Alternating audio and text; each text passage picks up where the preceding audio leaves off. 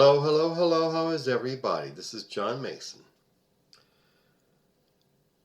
Tomorrow is Mother's Day, and that is a time we pay our respects to all the women in our lives, our mothers, and our wives, and our girlfriends, and our sisters, and every other woman we come across. Happy Mother's Day, ladies. And if we want the best for the women in our lives, we must protect their reproductive rights. There are all these states going around that places the most onerous restrictions on abortions. Like, you can only have an abortion after so many weeks before you even know, the woman even knows that there's a fetus inside of her. And you remembered Katie Britt, the senator from Arkansas, who had this very bad case of ham acting after Biden's State of the Union address. Is that the best the Republicans can do? Well, anyway, she has this bright idea of a database. She's proposing this bill that would establish a database for all women who are pregnant. Hello, hello, hello. John Mason, how is everybody? Hope you're all well. Hanging around a cafe yesterday afternoon, I went through that yesterday's New York Times and I found some very interesting articles. One was related to the so-called refugee status of white South Africans of Afrikaner descent, a few dozen of them, moving to the United States, having refugee status. And in the meantime,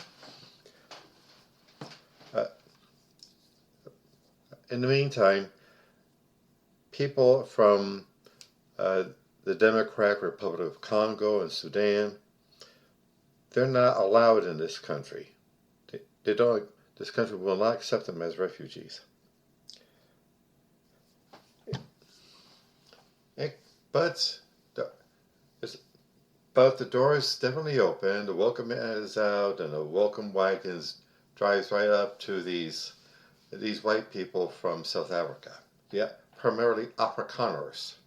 Those are the descendants of the people of Dutch and French Huguenot descent who colonized South Africa, and they moved inland, developing farms, and later in their history, developing the whole rationale for apartheid.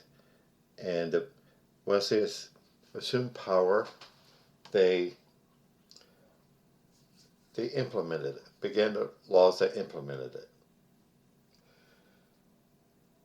And that's a favorite whine anymore of the far right in this country. White people are being discriminated against. White people are being oppressed. Being white people myself, I hadn't seen any oppression. I've been oppressed as a worker, and it's getting dangerous anymore just to be a Jew. Not that I'm backing down, mind you, but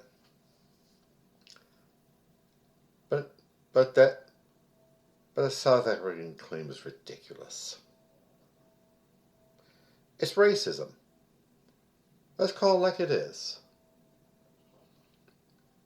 These rather prosperous South African Afrikaners are accommodated here in the United States, while immigrants in this country who haven't broken any laws, who just want to work their jobs and raise their families and live their lives, are being nabbed by ICE and hauled into a hellhole of a prison in El Salvador.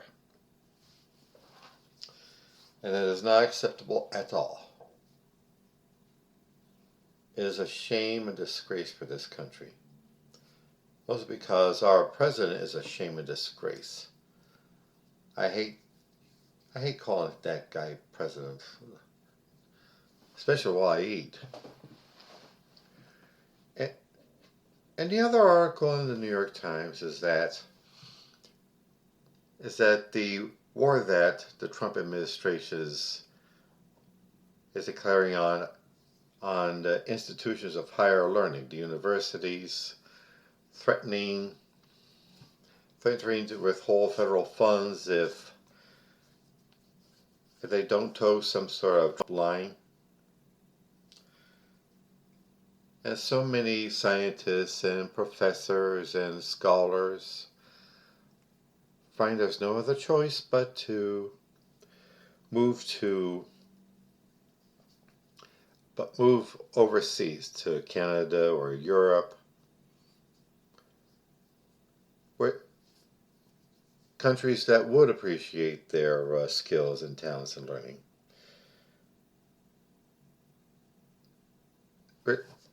Along with being made more racist, we're getting dumber and dumbed down more deeply and deeply.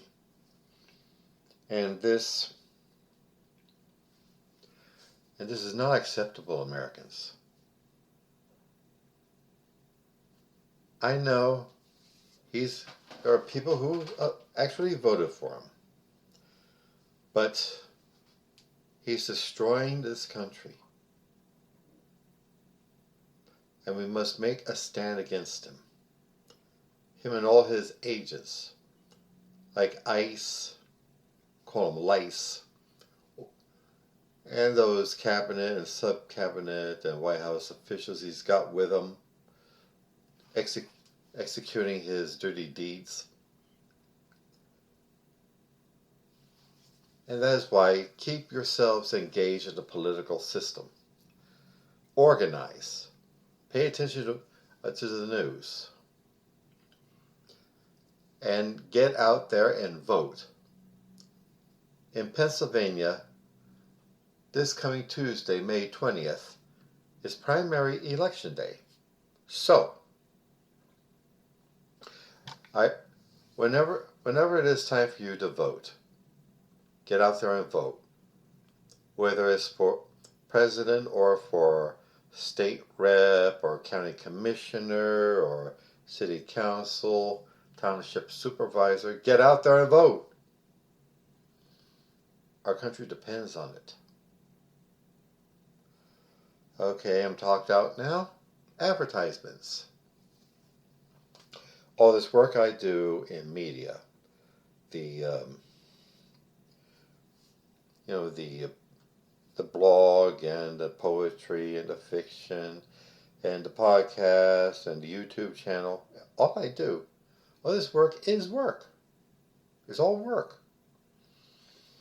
And I need to be compensated for my work to pay for the money that I shell out to get on these various platforms. And to raise my whole system to whatever higher level I can find. Therefore, please get on my website, johnomason.com, and click either the PayPal button or the Buy Me a Coffee button. See what you can give. Thank you. And also, my novel, Soldier of the Cross, is available on Amazon.com. It's the story of David Lucas. It's the story of David Lucas, who, as a young man in the early 60s, is a drunk and a horror chaser and a school bully. Gets in trouble in the army. He comes out of the army a fanatical born-again Christian, a fanatical manly man for Jesus. Just wants to serve Jesus like a good soldier, but how he goes about it leads him into catastrophe. Please look it up. Soldier of the Cross on Amazon.com. Thank you. And also, Hemperific is a lovely little CBD product store located on Snyder Avenue near 15th Street in South Philadelphia. There you'll find some of the finest cannabis-infused products. Gummies and candies and flower and teas and hand sanitizer and lip balm and dog treats. Yep, they got dog treats. Do please look them up. HemperificLLC.com. And also, my beloved career and business coach, Michelle Snow. Michelle is excellent in helping you develop your professional career or small business. Let you know what you're doing right, where you need work, and help you network with other up-and-coming entrepreneurs and professionals. Please look her up. GrowWithSnow.com. Okay. Alrighty then. Let's fight what we're up against. Call it fascism, call it authoritarianism, call it white Christian nationalism. See, this Christian nationalism does have its roots in racism. The religious Christian far right did not have its beginnings in the campaigns against abortion or the campaigns against LGBTQ rights. Its origins came from the 1960s when public schools were ordered to be racially desegregated. And white parents in the South were having none of it. So they took their kids out of the public schools and set up what they called Christian schools.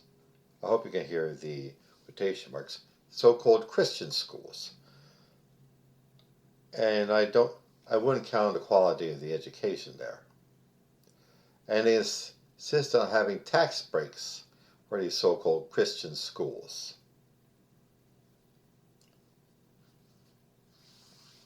That being said, that's what we're up against. That's what we're resisting. And if we band together and don't be afraid of these idiots, we'll defeat them. So, on that cheery note, have a lovely weekend. Shabbat Shalom. Bye.